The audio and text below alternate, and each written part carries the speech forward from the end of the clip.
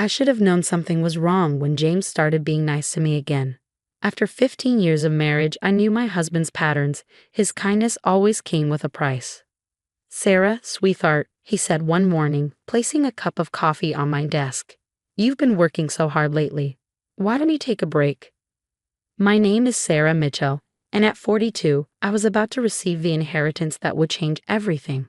My grandmother had left me her entire estate, valued at over $30 million, with one condition: I had to be deemed mentally fit when I turned 42. The inheritance would be null and void if I was declared mentally incompetent. James hadn't touched the second condition of the will yet, too focused on the money to read the fine print. If I was declared unfit, the entire estate would go to my grandmother's favorite charity, not to him. But I kept that detail to myself, watching as he played his game. "I'm fine," I replied, taking a sip of the coffee. It tasted slightly bitter, different from my usual brew. I pretended to drink more while secretly pouring it into the small potted plant beside my desk when he wasn't looking. "Just finishing up some work." "You seem stressed," he pressed, his concern almost convincing. "Maybe we should talk to Dr. Peterson again. He's really helped you before." Dr. Peterson, the psychiatrist James had suddenly insisted I see 3 months ago, right after my 41st birthday. The same doctor who, I discovered, had received several large payments from an offshore account linked to my husband. "Maybe you're right," I said softly, playing my part. "I haven't been sleeping well lately. Those cameras." James's eyes lit up, though he quickly masked it with worry. "Cameras? What cameras, sweetheart?" I gestured vaguely around the room. "The ones you installed. I see them sometimes when the light hits them just right." "Are you watching me, James? Is someone else watching too?" He reached for my hand, his touch gentle but his eyes calculating. "Sarah, honey, there are no cameras. This is exactly what I'm worried about. These paranoid thoughts, they're not healthy." I let my hand tremble slightly in his. "But I see them, and sometimes at night, I hear voices. They're planning something, James. They want to take everything from me." The irony of my words wasn't lost on me. The only one planning to take everything was the man holding my hand, pretending to be my concerned husband while slowly poisoning my coffee and documenting my deteriorating mental state. What James didn't know was that I had been documenting everything too. The mysterious pills that appeared in our medicine cabinet. The weekly therapy sessions that Dr. Peterson never officially recorded. The sudden concerned calls from friends who later claimed I'd acted erratically at events I'd never attended. I had security cameras of my own, real ones, installed by a private investigator who specialized in cases like mine. They caught James tampering with my coffee, swapping my medications, and having late-night meetings with Dr. Peterson in our garden, carefully planning how to declare me unfit just before my 42nd birthday. "I think we should call Dr. Peterson right now," James said, already reaching for his phone. These delusions seemed to be getting worse. I nodded meekly, playing the confused wife perfectly. "If you think it's best, darling, you always know what's best for me." As James stepped out to make the call, I quickly pulled out my own phone and sent a pre-written text to my lawyer, starting phase 2, "Be ready." The pieces were falling into place. James thought he was orchestrating my downfall, but in reality, he was walking right into my carefully laid trap. My grandmother hadn't raised a fool. She taught me to always be 3 steps ahead, especially of men who smiled too sweetly and helped too eagerly. I could hear James in the hallway, his voice urgent as he spoke to Dr. Peterson. "Yes, it's getting worse. No, I don't think it can wait. She's talking about cameras again and voices. I'm really worried about her safety." I allowed myself a small smile. Let him worry. Let him think his plan was working perfectly. In just 2 weeks, when all the evidence was ready, when every piece of his scheme was documented and verified, he'd learn what it really meant to lose everything. My grandmother's second condition, the one James hadn't bothered to read, wasn't just about mental competency. It was about justice. If any attempt is made to falsely declare my granddaughter unfit, the will stated, the entire estate will be placed in a trust under her sole control, with explicit instructions to use it as she sees fit to punish those responsible. Grandmother always did have a flair for revenge. I heard James returning, his footsteps measured and calm. I quickly composed my face into a mask of confusion and fear. The game wasn't over yet. And I had to play my part perfectly. Just a little longer, and James would learn exactly who he'd married, and more importantly, who he tried to destroy. Dr. Peterson's office felt colder than usual that afternoon. James sat beside me, his hand resting protectively on my knee, a perfect picture of a concerned husband. Too perfect. Sarah, Dr. Peterson began, his practiced voice gentle but patronizing. Your husband tells me you've been experiencing some concerning symptoms. Would you like to talk about the cameras you mentioned? I glanced nervously at James, then back at the doctor. They're everywhere now, I whispered, my voice trembling. In the walls, the lights, even my coffee cup this morning. Someone's watching me. Planning something. James squeezed my knee. See what I mean, doctor? It's getting worse. She barely sleeps, hardly eats. I'm terrified she might hurt herself. I watched Dr. Peterson make notes in his leather-bound notebook, knowing exactly what he was writing. The same words would appear in the official evaluation he was preparing. Paranoid delusions, deteriorating mental state, potential danger to self. What neither of them knew was that my own recording device was capturing every word, adding to the mountain of evidence my legal team was assembling. Sarah, Dr. Peterson leaned forward. I think we need to consider more intensive treatment. Perhaps a short stay at our residential facility would help. My heart raced, though not from fear. This was exactly what I'd been waiting for. The facility? I asked, letting my voice quaver. You mean, a hospital? A very private, very comfortable facility. James jumped in smoothly. Just for a few weeks, until we get these symptoms under control. Dr. Peterson's colleague, Dr. Marcus, runs it. He's excellent with cases like yours. Dr. Marcus, another player in their scheme. My investigator had already uncovered his connection to James through a series of shell companies and hidden payments. I don't know, I said, wringing my hands. What about my work? My projects? Don't worry about any of that, James soothed. I'll handle everything. All you need to focus on is getting better. Getting better. What a convenient euphemism for being declared mentally incompetent just days before my inheritance was due. After the session, James drove us home in tense silence. I could practically see the wheels turning in his head, calculating how close he was to victory. My 42nd birthday was just 10 days away. That night, I waited until James was asleep before slipping down to my home office. I had to be careful. He'd installed his own cameras recently, supposedly for home security. Really, they were meant to catch me in moments of apparent instability. I used my phone's infrared detector to locate the blind spots, then pulled out my laptop. My private investigator had sent an encrypted update. Dr. Peterson's offshore accounts traced. Evidence of falsified medical records obtained. Surveillance footage of James's meetings with both doctors secured. Witness statements from pharmacy staff documenting tampered prescriptions. Everything was falling into place. But the final piece, the one that would seal their fate, was still to come. I opened a secure chat window. Me, is everything ready for tomorrow? P.I. All set. The bugs are in place at the facility. Dr. Marcus won't see it coming. Me, and the timing? P.I. Perfect. Your episode should coincide exactly with their planning meeting. I smiled, thinking about what tomorrow would bring.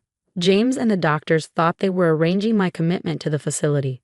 Instead, they were walking into a carefully orchestrated sting operation. The next morning, James made me breakfast, eggs, toast, and coffee doctored with just enough psychotropic medication to make me seem unstable. I pretended to eat while actually slipping the food into a sealed evidence bag when he wasn't looking. How are you feeling today? He asked, watching me intently. I let my hands shake as I set down my coffee cup.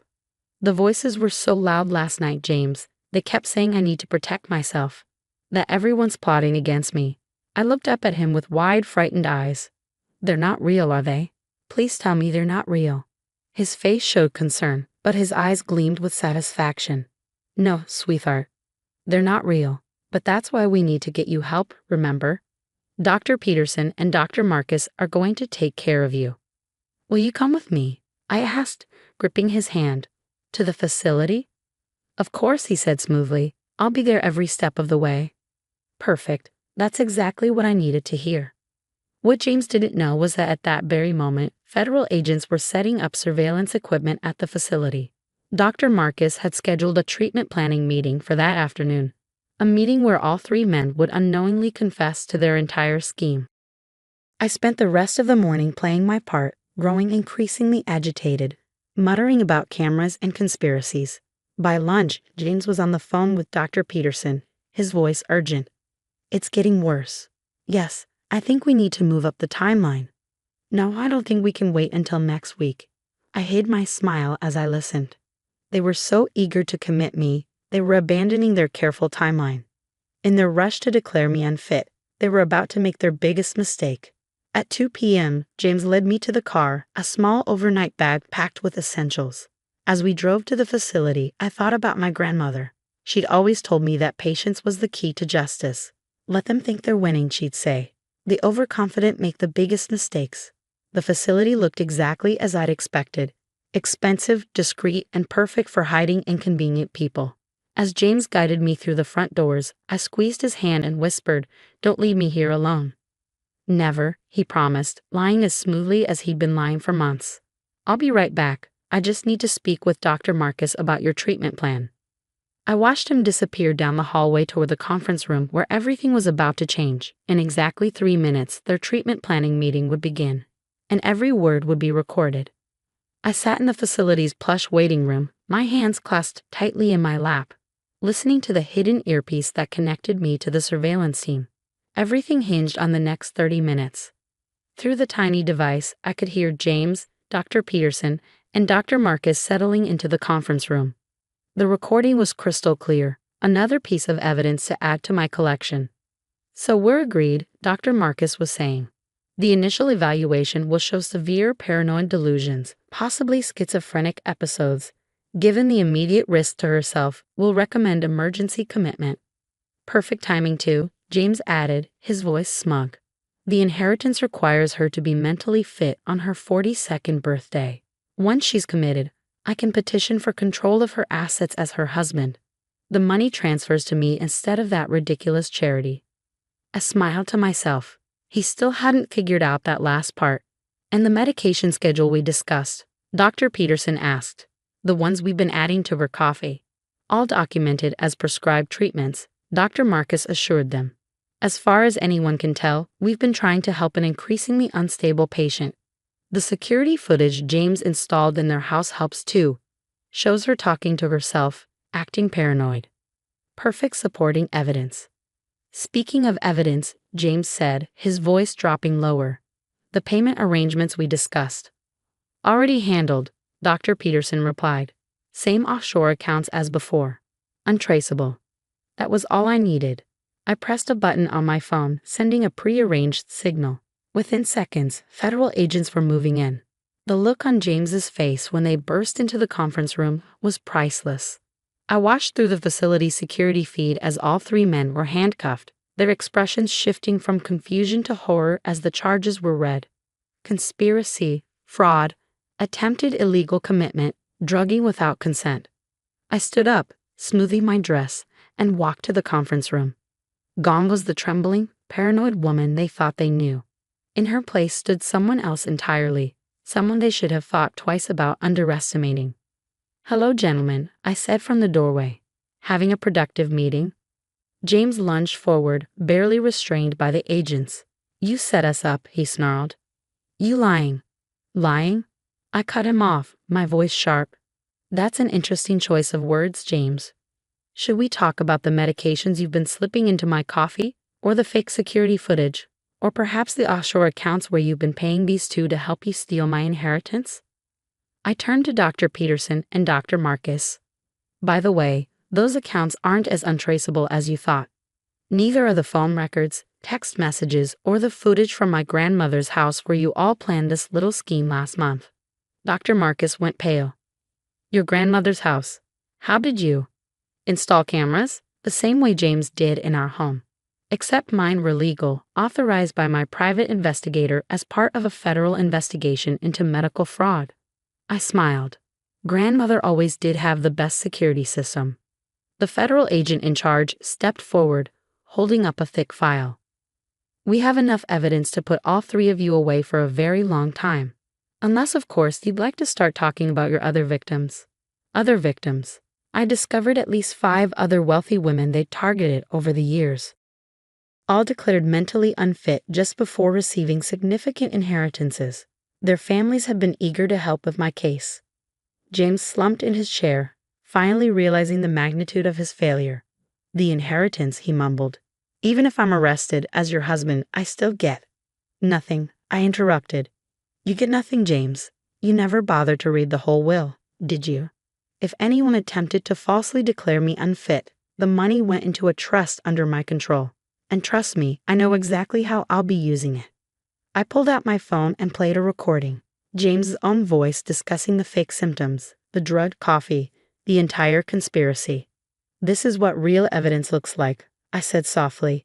Not your staged security footage or falsified medical records. Real proof of real crimes. 48 hours later, I sat in my lawyer's office, signing the final divorce papers. My 42nd birthday had come and gone, and the inheritance was safely in my control. James and his co-conspirators had taken plea deals, facing significant prison time. The news had made quite a splash in our social circle. Prominent doctor and socialite husband arrested in inheritance fraud scheme ran the headlines. But I wasn't interested in the publicity. I had other plans. My grandmother's money was going to better uses, funding a foundation to help victims of medical fraud and supporting women caught in similar situations. The investigation had uncovered dozens more cases, and I intended to help every single one of them. I kept one small reminder of the whole ordeal. The coffee cup James had used to drug me that last morning. It sat on my desk, now holding pens instead of poison, a daily reminder that sometimes the best revenge isn't just exposing the truth. It's making sure that truth helps others. Last week, I received a letter from James in prison. He wanted to apologize, he said. Claimed he changed. Asked for forgiveness. I filed it away with the evidence, another testament to his manipulation. Some people deserve second chances, others deserve to face the consequences of their actions. James and his accomplices had spent years preying on vulnerable women, using their positions of trust to steal and destroy lives. Now they had the rest of their prison sentences to think about the lives they'd ruined, and the woman who finally stopped them. My grandmother would have been proud. She taught me well, patience, vigilance, and most importantly, the wisdom to recognize that sometimes the people closest to you can be your greatest threats. But she also taught me something else. True strength isn't in getting revenge, it's in making sure justice serves a greater purpose. I still drink coffee every morning, but now I make it myself, and every sip reminds me that I'm not just a survivor. I'm the woman who turned the tables on their perfect plan, the one they thought they could destroy but ended up destroying themselves instead. Sometimes I think about James sitting in his prison cell, finally reading the full text of my grandmother's will, realizing how completely he'd underestimated both of us. It makes me smile. Because in the end, he was right about one thing. I did need help, just not the kind he planned to give me.